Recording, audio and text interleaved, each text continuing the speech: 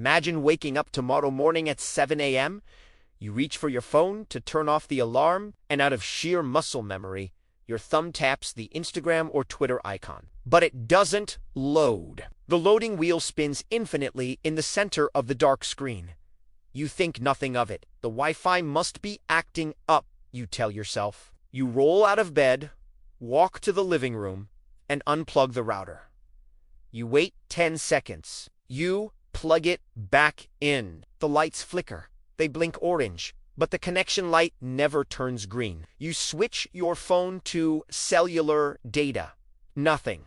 No service. You walk outside, coffee in hand, and notice something unsettling. There are people standing on street corners, looking at their devices with a mix of confusion and irritation. You walk into your local coffee shop to grab a brew, and you see the cashier arguing with a customer. The card reader isn't working, he says, frustration rising in his voice. The whole system is down. You try to pay with your Apple Watch Air, you go back home and turn on the television. Cable news is broadcasting, but the anchors look pale. They aren't reading from the smooth, scrolling teleprompters connected to the network. They are reading from printed sheets of paper with shaking hands. We are receiving reports of a massive global connectivity outage. We do not know when it will be restored. Hours pass, then days pass, and the network does not come back. What begins as a minor inconvenience, not being able to stream Netflix or send a WhatsApp message, rapidly metastasizes into the single greatest economic and social crisis in human history. Because the internet is not just a network for watching cat memes or arguing with strangers. The internet is the central nervous system of modern civilization. It is the invisible infrastructure that moves water, food, energy, and money. Today, we are going to run a technical and economic simulation. We are going to explore, hour by hour, what would happen if the undersea cables were severed, if the satellites went dark, and if the data centers fell silent forever. Welcome to Day Zero.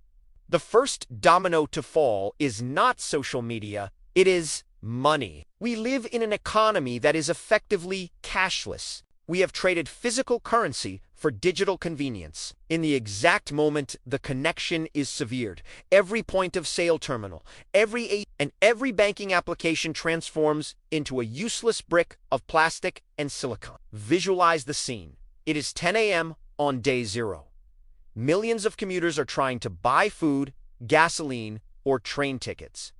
Nobody can pay. Credit and debit cards require a real-time verification handshake with the servers of Visa or Mastercard. Without that digital signal, the transaction is denied. Panic begins to seize the banking sector. The stock markets, Wall Street, London, Tokyo, cannot open. High-frequency trading, those algorithmic bots that execute millions of transactions per microsecond and provide liquidity to the market. Stop is dead. Quadrillions of dollars in market capitalization are frozen, trapped in a digital limbo. Nobody knows what anything is worth. What is the value of a share of Google if Google no longer exists? What is the value of Amazon stock if you cannot access their website? By noon, bank branches are under siege. People are lining up around the block, desperate to withdraw their life savings, but the bank tellers cannot access the digital ledger. They don't know how much money you have in your account. They cannot verify your identity. They cannot give you a single cent. The entire system of fiat trust, which is predicated on digital records, evaporates. Physical cash becomes king instantly. But there is a catastrophic problem. There is very little cash in circulation. The velocity of money drops to zero. The economy stops. If financial chaos is the heart attack, the logistical collapse is the starvation. Our modern society operates under the just-in-time supply chain model. Supermarkets do not have giant warehouses in the back filled with months of food. They have what you see on the shelves, and perhaps a supply for 2 days. At most, they rely on trucks arriving daily, sometimes hourly. Those trucks depend on GPS systems and fleet management software connected to the cloud to know what to carry and where to drive. Without the internet, the global supply chain becomes blind. Container ships in the middle of the Pacific Ocean lose contact with their destination ports. They don't know if they can dock. The ports don't even know what cargo is coming or how to offload it without the automated crane systems. By the third day, supermarket shelves begin to empty. People, driven by primal fear, engage in panic buying. They buy everything: canned goods, water, toilet paper, batteries. But there is no replenishment. The trucks are not coming because the automated inventory systems have not sent the purchase orders. The warehouses don't know which stores are empty. And there is something far worse than the lack of food: the energy crisis. The modern electrical grid is a smart grid. It depends on the internet to balance the load between power plants and substations in real time. Without this telemetry, human operators have to try to balance the grid manually, blindly. This is incredibly difficult. Rolling blackouts begin. Without constant electricity, the municipal water pumps fail. You turn on the tap and nothing comes out. The sanitation systems stop working. We are back to the 19th century in less than 72 hours. 1 week without the internet. The social fabric begins to tear apart. Police, fire departments, and emergency services depend on digital networks to dispatch units and coordinate responses. Without them, they revert to shortwave radios. But the coordination is slow, chaotic, and overwhelmed by the sheer volume of panic. Looting begins in dense urban areas where food is scarce. Modern work vanishes. If you work in an office, in marketing, in programming, in finance, in design, in consulting, your job no longer exists. 80% of jobs in the service sector are entirely dependent on connectivity. Millions of people become effectively unemployed in a matter of days. Companies cannot process payrolls. Nobody gets paid. Information becomes the most valuable and scarce resource. Without Twitter, without Google News, without WhatsApp, we return to the era of rumors. Disinformation spreads by word of mouth, mutating as it travels. They say there is food in the stadium. They say the government is going to declare martial law. Nobody knows what is true. Governments try to use traditional radio and television to broadcast emergency bulletins. But who owns a battery-operated radio today? How many people still have a cable TV connection that doesn't rely on an internet protocol? The government loses its voice, and with it, its authority. You might be thinking, this is science fiction. The internet is decentralized. It was designed by the military to survive a nuclear war. And you are right. In theory, ARPANET was designed that way. But the internet of 2024 is not ARPANET. The modern internet is incredibly centralized and shockingly fragile. It depends on physical choke points. First, the submarine cables. 99% of intercontinental traffic travels through about 400 fiber optic cables lying on the bottom of the ocean. Cut a few strategic cables in the Atlantic and the Pacific. A Russian or Chinese submarine could technically disconnect entire continents from each other. Second, DNS and BGP. These are the protocols that direct traffic. If a coordinated attack or a massive software error corrupts the global routing tables, BGP, or attacks the root DNS servers, the internet breaks. Your computer wouldn't know how to find anything. Third, the cloud. Half of the internet lives on the servers of Amazon, AWS, Microsoft, Azure, and Google. A physical attack or a massive electromagnetic pulse EMP directed at their main data centers in Northern Virginia could turn off critical services globally. We don't need a zombie apocalypse. We just need a few critical systems to fail in a cascade.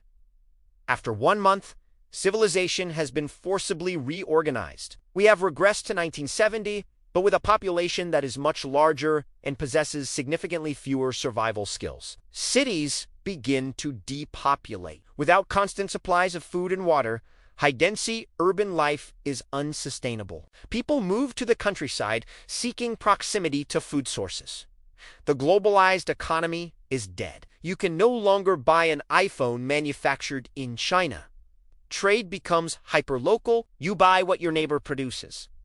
Barter returns. Governments, desperate to maintain order, nationalize food and energy production.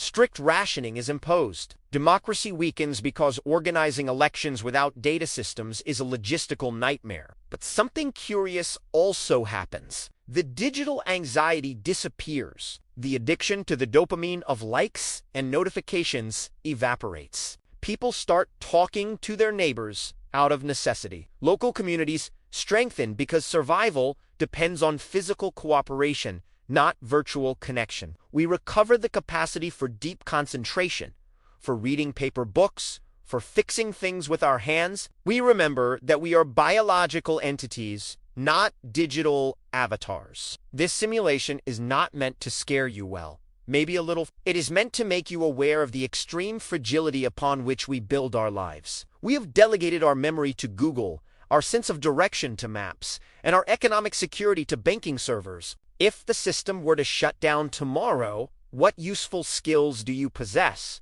Do you know how to grow food? Do you know how to repair a motor?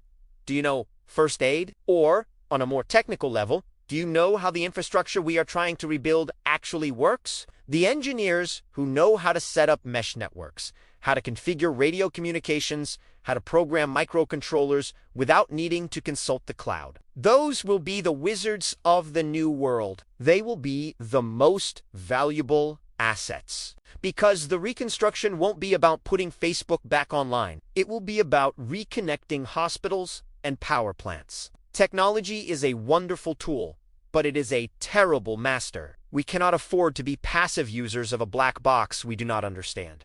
Total dependency is weakness. If you want to stop being a dependent user and become someone who understands and can protect or rebuild digital infrastructure, I have created the Hacker's Blueprint. This is not a course to learn how to make pretty websites. It is training for digital survival and deep technical competence. It includes the Python Masterclass to automate offline systems and create your own tools independent of the cloud. It includes the Ethical Hacking Manual to understand the vulnerabilities of networks and how to secure them or rebuild them, and the Cybersecurity Protocol to understand the physical and logical architecture of the network. Don't wait for the lights to go out to ask yourself how they work. Understand the machine now while you still have access to all the knowledge in the world. The link is in the description.